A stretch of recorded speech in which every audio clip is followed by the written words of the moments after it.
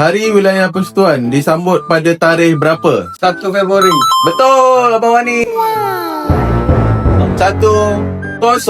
Ada berapa wilayah persekutuan di Malaysia? 3. Abang Wani. Oh, dia 2-0. Namakan 3 wilayah persekutuan di Malaysia. Putrajaya. Saya. Labuan. 3 untuk Abang Wani, 0 untuk Mama Yanti. Soalan keempat, wilayah persekutuan manakah yang menjadi ibu negara Malaysia? Kuala Lumpur. 4-0. Wilayah persekutuan yang manakah yang terletak di Borneo? Labuan. 5-0 untuk Abang Wani. Putrajaya terkenal sebagai pusat apa? Pentadbiran. Betul, Abang Wani. 6-0. Pada tahun berapakah Kuala Lumpur menjadi wilayah persekutuan? 74. Betul. 6-1. Apakah tema Hari Wilayah Persekutuan 2026?